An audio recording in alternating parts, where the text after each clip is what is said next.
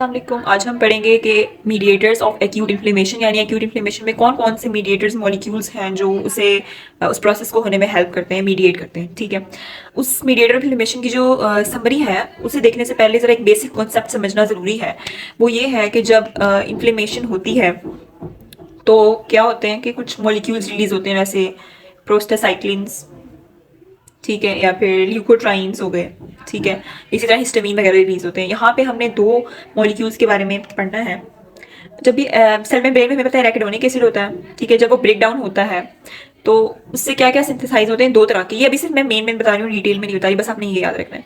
उससे दो मॉलिक्यूल्स हमारे पास कौन से इंपॉर्टेंट वाले होते हैं, एक साइक्लोऑक्सीजिनेज हो गया और एक हो गया 5-लाइपोक्सिजिनेज। ठीक है, साइक्लोऑक्सीजिनेज से हमारे पास कौन से मॉलिक्यूल्स बन रहे हैं, एक तो प्रोस्टाग्लैंडिन्स D4 E2 वगैरह बनते हैं। ठीक है, दूसरी तरफ प्रोस्टाग्लैंडिन I2 जिसको हम प्रोस्टासाइक्लिन भी कहते हैं। ठीक है, ये हो गया प्रोस्टाग्लैंडिन, प्रोस्टासाइक्लिन। और फिर हमारे पास बनता है थ्रोम्बोक्सिन A2।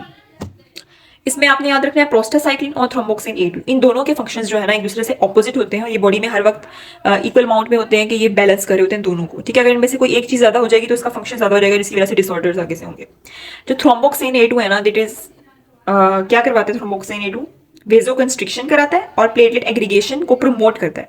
ठीक है, ये क्या करेगा, प्लेटलेट एग्रीगेशन को प्रमोट करेगा कि क्लॉट्स फॉर्म हो। ठीक है, इट इज बेसिकली प्लेटलेट्स जो है ये ना प्लेटलेट्स के अंदर ही सिंथेसाइज हो रहा होता है। अगर आप ये याद रख लेंगे कि प्लेटलेट्स के अंदर सिंथेसाइज हो रहा होता है थ्रोम्बोक्सिन A2, तो उससे आपके फंक्शंस याद करने ईजी होगा, क्योंकि प्लेटलेट्स का क्या काम होता है, क्लॉट फॉर्मेशन। ठीक है, तो ये क्या करवाएगा, प्लेटलेट्स को एग्रीगेट करवाएगा और साथ में वेजो कंस्ट्रिक्शन कराएगा। ठीक है, लाइक ब्लड फ्लो को कम करने की कोशिश करेगा, वेजो कंस्ट्रिक्शन कराएगा ताकि वो क्लॉट फॉर्मेशन भी हो जाए, वेजो कंस्ट्रिक्शन भी हो जाए।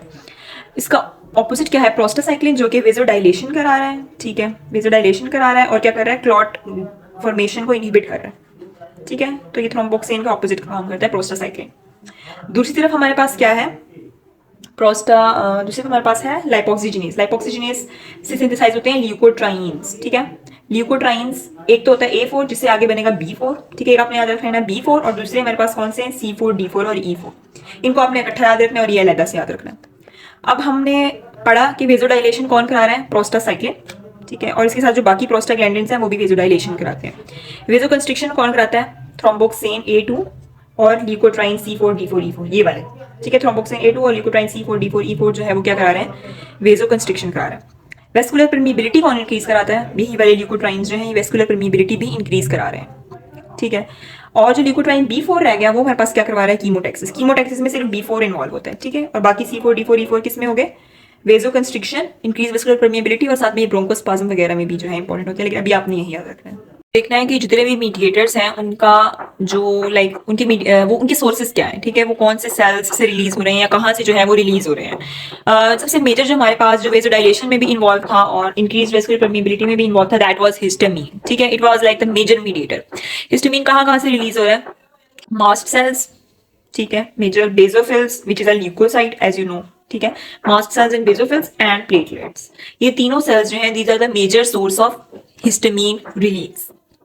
फिर हम देखते हैं कि मास्ट सेल्स और ल्यूकोसाइट्स के तकरीबन ना सेम ही मीडिएटर्स होते हैं। ठीक है, टोटल कौन कौन से रिलीज करता है ये हिस्टामीन के अलावा, ये दोनों सेल्स लाइक ल्यूकोसाइट्स और मास्ट सेल्स कौन से मीडिएटर्स रिलीज करवाते हैं, एक तो हो गया हिस्टामीन। ठीक है, फिर हम कहते हैं इसके अलावा प्रोस्टाग्लैंडिन्स एंड ल्यूकोट्राइन्स जो है वो भी यहाँ से आते हैं, एंड प्लेटलेट एक्टिवेटिंग फैक्टर।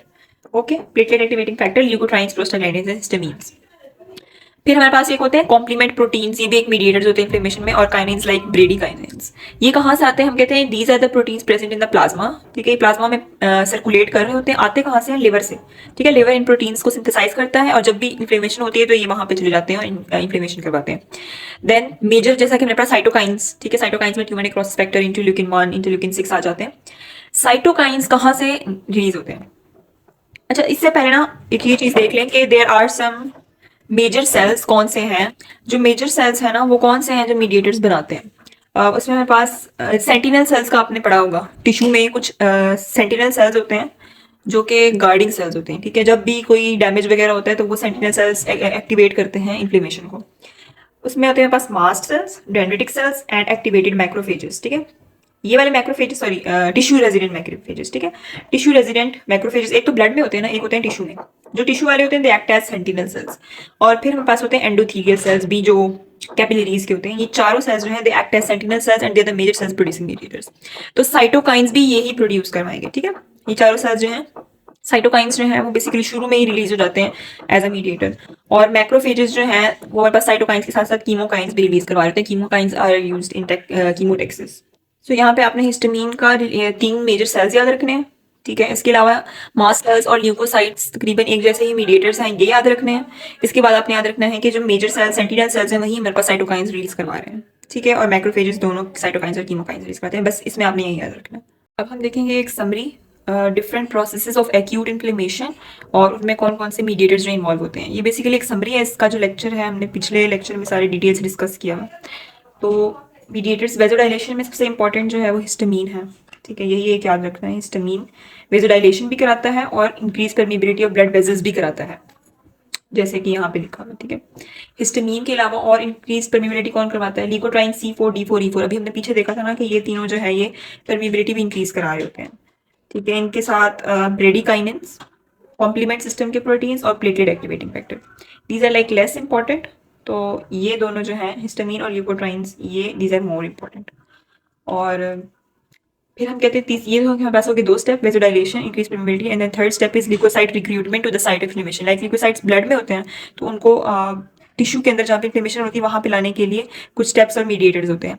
सबसे पहले तो हम कहते हैं कि ये ब्लड में जो ल्यूकोसाइट है इनके ऊपर कुछ एडिशन मॉलिक्यूल्स आएंगे, ठीक है। और एंडोथेलियम के ऊपर भी कुछ एडिशन मॉलिक्यूल्स शो होंगे, दोनों की आपस में बाइंडिंग होगी, ठीक है। बीच में से यहाँ से डायपिडीसिस होगी, ल्यूकोसाइट स्क्वीज इन करेंगे और यहाँ पे फिर टिश्यू में एंटर हो जाएंगे, और जहाँ पे साइट ऑफ इन्फ्लेमेशन है वहाँ पे इसकी कीमोटेक्सिस होगी, ठीक है। ये उस तरफ फिर कीमोटेक्सिस के थ्रू जो है जाएगा। अब जो एडहेजन मॉलिक्यूल्स की एक्सप्रेशन कौन कराता है? हम कहते हैं ल्यूकोसाइट के ऊपर कौन कौन से एडहेजन मॉलिक्यूल्स जो है एक्सप्रेस होते हैं। ई सेलेक्टिन, पी सेलेक्टिन, ठीक है। ई सेलेक्टिन और पी सेलेक्टिन जो है वो ल्यूकोसाइट के ऊपर शो होते हैं, और जो एल सेलेक्टिन है वो एंडोथीलियम के ऊपर शो हो रहा होता है, लेकिन एल सेलेक्टिन का लाइगेंड जो है वो ल्यूकोसाइट के ऊपर शो हो रहा होगा, ठीक है। तो 2 सेलेक्टिन, ई सेलेक्टिन, पी सेलेक्टिन और एल सेलेक्टिन का जो लाइगेंड है वो तीनों हमारे पास ल्यूकोसाइट के ऊपर शो हो रहे होते हैं। अब ई सेलेक्टिन और एल सेलेक्टिन का जो लाइगेंड है उनको कौन करा रहा होता है? साइटोकाइंस, इंटरल्यूकिन 1 और टिमोर नेक्रोसिस फैक्टर, ये 2 ही इंपॉर्टेंट साइटोकाइन है जो हम आगे भी पढ़ेंगे। ये साइटोकाइंस जो है ये ल्यूकोसाइट के ऊपर इन दोनों की एक्सप्रेशन कराते हैं। और पी सेलेक्टिन की एक्सप्रेशन कौन करा रहा होता है? हिस्टामीन और थ्रोम्बिन। हिस्टामीन फिर से आ गया यहाँ पे, ठीक है। और जो हमने थ्रोम्बिन है ये एक न्यू हमने पढ़ा, यहाँ पे ऊपर नहीं पढ़ा था। थ्रोम्बिन जो है वो भी ल्यूकोसाइट के ऊपर एक्सप्रेशन कराएगा। तीसरा हम कहते हैं इंटीग्रिन, ये भी एक तरह के एडहेजन मॉलिक्यूल्स होते हैं जो कि सिर्फ ल्यूकोसाइट के ऊपर शो होते हैं, ठीक है। इनको कौन कराता है? Chemokines. Chemokines are basically also a family of cytokines, ठीक है, but they are used for chemotaxis, ठीक है। तो कीमोकाइंस जो है वो भी इंटीग्रिन को शो कराएंगे। अब अगर इंटीग्रिन ल्यूकोसाइट के ऊपर शो होगा, एक्सप्रेस होगा, तो उसका लाइगेंड किसके ऊपर होगा? एंडोथीलियम के ऊपर होगा, ठीक है। तो एंडोथीलियल सेल्स के ऊपर इंटीग्रिन का लाइगेंड कौन एक्सप्रेस कराएगा? वो भी साइटोकाइंस कराएंगे।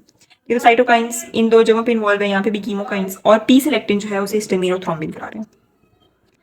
फिर हम कहते हैं कि chemotaxis is the second step in leukocyte recruitment, ठीक है। यहाँ पे एडहेजन होगी, डायपिडीसिस होगी, उसके बाद अब कीमोटेक्सिस होनी है। कीमोटेक्सिस कौन कराता है? एक तो बैक्टीरियल प्रोडक्ट्स, जो यहाँ पे बैक्टीरिया इन्फ्लेमेशन में प्रोडक्ट्स प्रोड्यूस करे होंगे वो भी। कीमोकाइंस ये तो याद रखना ही है क्योंकि these are the family of cytokines जो कि कीमो अट्रैक्टिंग में होंगे। और एक और मैंने पीछे बताया था कि ल्यूकोट्राइन B4 जो है वो भी कीमोटेक्सिस में इन्वॉल्व होता है, ठीक है। C4 D4 E4 परमेबिलिटी में, और B4 जो है वो कीमोटेक्सिस में। बाकी कॉम्प्लीमेंट प्रोटीन्स भी याद रख लें तो अच्छा है।